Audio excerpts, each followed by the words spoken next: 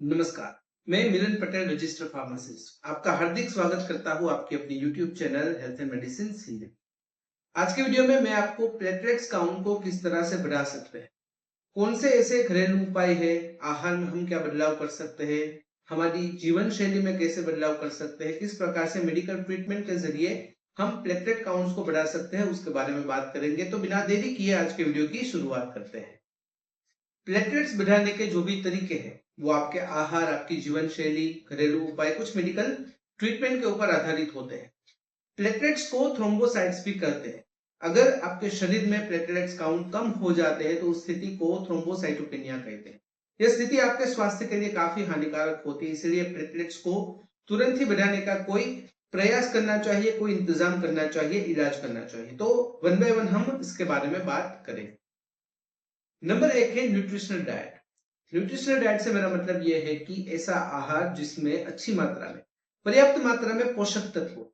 अगर आप इस प्रकार का आहार नियमित रूप से लेते हो तो फिर आपकी इम्यूनिटी तो बढ़ेगी, साथ ही साथ आपके खून में प्लेटलेट्स काउंट भी बढ़ सकते हैं। इस प्रकार का आहार अगर आप लेते हो तो प्लेटलेट के प्रोडक्शन में भी मदद मिलती है। उसमें नंबर एक है विटामिन सी। अगर आपके शरीर में विटामिन सी की पर्याप्त मात्रा है तो फिर विटामिन सी आपके प्लेटलेट्स को ऑक्सीडेटिव डैमेज से बचाता है, जिससे क्या होगा, प्लेटलेट्स की कमी नहीं रहेगी, उसकी जो रेंज है वो बरकरार रहेगी। अगर आपको अच्छी मात्रा में विटामिन सी चाहिए तो फिर आपको नींबू, संतरे, मौसम्बी, bell pepper, broccoli, papaya, strawberry इत्यादि का सेवन करना होगा।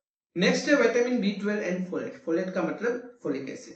ये जो दो पोषक तत्व है वो खून के प्रोडक्शन को बढ़ाने के लिए मदद करते हैं। इसकी कमी की वजह से प्लेटलेट्स काउंट भी कम हो सकते हैं। अंडे, दही, दूध, मछली, चिकन इत्यादि में से आपको विटामिन बी 12 और ग्रीन लीफी वेजिटेबल्स जैसे कि ब्रोकोली, फिर जो भी केल, स्पिनच यानी कि पालक इत्यादि में से आपको फोलिक एसिड यानी कि फोलेट अच्छी मात्रा में मिल जाता है। नेक्स्ट है आयरन रिच फूड, मतलब कि ऐसा आहार जिसमें आयरन की मात्रा अच्छी हो। देखिए आयरन क्या करेगा कि बोन मैरो में प्लेटलेट का प्रोडक्शन बढ़ाता है, उसमें मदद करता है। इसीलिए आपको आयरन युक्त आहार खाना चाहिए। जैसे कि आप रेड मीट खा सकते हो, आप अनार खा सकते हो, बीटरूट खा सकते हो, या फिर ग्रीन लीफी वेजिटेबल्स जैसे कि पालक है उसे खा सकते हो। तो इससे क्या होगा कि आपके शरीर में आयरन की मात्रा बढ़ेगी, जिससे प्लेटलेट काउंट्स भी बढ़ सकते हैं। नेक्स्ट है ग्रीन लीफी वेजिटेबल्स। आपको हरी सब्जियां खानी चाहिए, जैसे कि आप पालक खा सकते हो, धनिया, मेथी, ब्रोकोली इत्यादि आप खा सकते हो।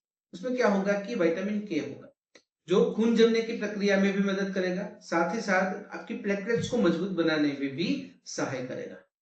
अगर आप अभी तक यह वीडियो देख रहे हैं, आपको यह वीडियो अच्छा लगा तो प्लीज लाइक करें, क्योंकि आपके एक लाइक से मुझे मोटिवेशन मिलेगा। अगर वीडियो यूजफुल लगा या फिर आपको लगता है कि इस प्रकार के वीडियोस यूजफुल होते हैं तो फिर अपने फैमिली मेंबर्स के साथ, अपने फ्रेंड्स के साथ इस वीडियो को आप शेयर भी कर सकते हो।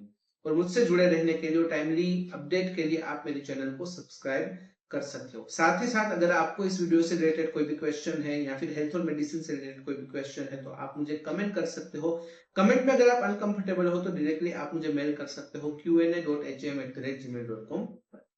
नंबर 2 है मेंटेन प्रॉपर हाइड्रेशन। अगर आपके शरीर में पानी की कमी है तो फिर उसकी नेगेटिव इंपैक्ट प्लेटलेट प्रोडक्शन पर होगी, प्लेटलेट्स में कमी आएगी, जिससे आपको प्रॉब्लम हो सकती है। इसके चलते आपको क्या करना है कि प्लेटलेट्स बढ़ाने के लिए, उसकी जो एक रेंज है उसे मेंटेन करने के लिए अपने शरीर को प्रॉपरली हाइड्रेट रखना है। इसका सबसे आसान तरीका है कि आप दिन में कम से कम 8 गिलास पानी पिए। एक गिलास 250 ml का पकड़कर चले तो फिर दिन में कम से कम आपको 2 लीटर पानी पीना है। उसके साथ या उसके अलावा आप नारियल पानी यानी कि कोकोनट वाटर पी सकते हो। उसमें अच्छी मात्रा में इलेक्ट्रोलाइट्स होते हैं जो आपको एनर्जी प्रदान करते हैं, जिससे आपको ताकत मिलेगी। इसके अलावा आप फ्रूट जूस ले सकते हो। वैसे तो जो भी फ्रूट्स हमें कुदरत से मिलते हैं, जिस फॉर्म में मिलते हैं उस फॉर्म में ही लेना चाहिए, लेकिन अगर आप अनकंफर्टेबल हो और जूस पीने में आप ज्यादा कंफर्टेबल हो तो आप जूस पी सकते हो। ऐसे में आप नींबू का जूस पी सकते हो, मौसम्बी का, स्ट्रॉबेरी का, संतरे का इत्यादि का जूस पी सकते हो और अपने आपको हाइड्रेट रख सकते हो। इस प्रकार के जूस में अच्छी मात्रा में विटामिन मिनरल्स होते हैं जो आपकी इम्यूनिटी बढ़ाने में आपकी मदद करते हैं। और ऐसे में क्या होगा कि प्लेटलेट्स काउंट गिरेंगे नहीं, प्लेटलेट काउंट्स अच्छे रहेंगे, मेंटेन रहेंगे।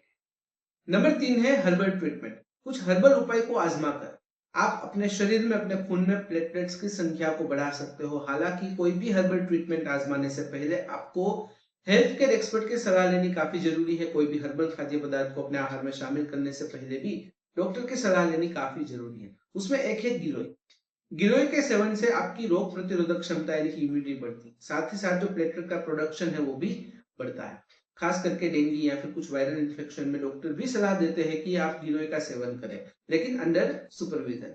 जिससे क्या होगा कि आपकी इम्यूनिटी बढ़ेगी, रोग के सामने लड़ने की क्षमता बढ़ेगी और आप कम बीमार होंगे। साथ ही साथ आपके खून में प्लेटलेट्स का जो लेवल है वो भी मेंटेन रहेगा। तो इस बात का भी आपको ध्यान में रखना है और खास करके अंडर मेडिकल सुपरविजन ही आपको गिलोय खानी है। नेक्स्ट है एलोवेरा।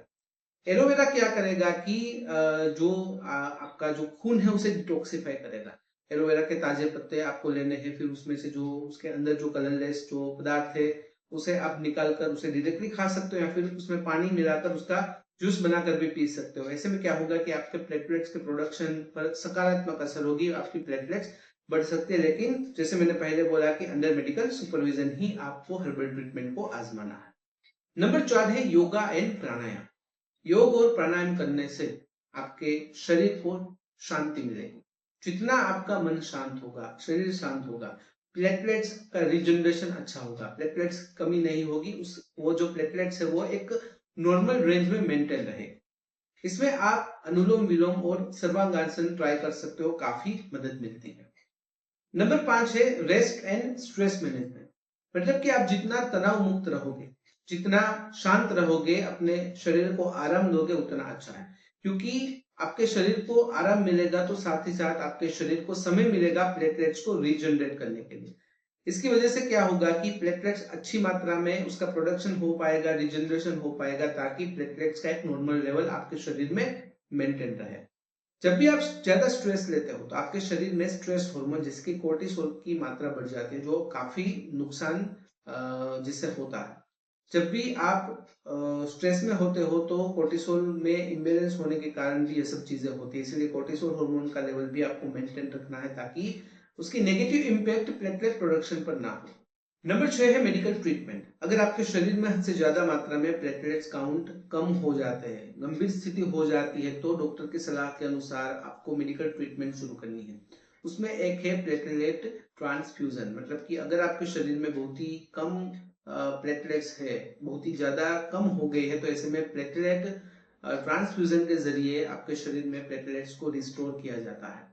इसके अलावा अगर कोई ऑटो इम्यून कंडीशन, कोई ऑटो इम्यून डिसीज की वजह से अगर प्लेटलेट्स कम है तो फिर डॉक्टर आपको स्टीरॉइड या फिर दूसरी इम्यूनो सप्रेसेंट मेडिसिन देते हैं ताकि ऑटो इम्यून कंडीशन पर काबू मिल पाए और प्लेटलेट्स वापस से रिस्टोर हो जाए, वापस से नॉर्मल रेंज में आ जाए। यह सब चीज अंडर मेडिकल सुपरविजन ही होती है, अपने आप से कोई भी चीज आपको डिसाइड नहीं करनी है। तो यह थी जानकारी किस प्रकार से आप अपने आहार में बदलाव करके, अपनी जीवन शैली में बदलाव करके, कुछ हर्बल ट्रीटमेंट आजमाकर, कुछ मेडिकल ट्रीटमेंट का सहारा लेकर प्लेटलेट्स काउंट को बढ़ा सकते हो।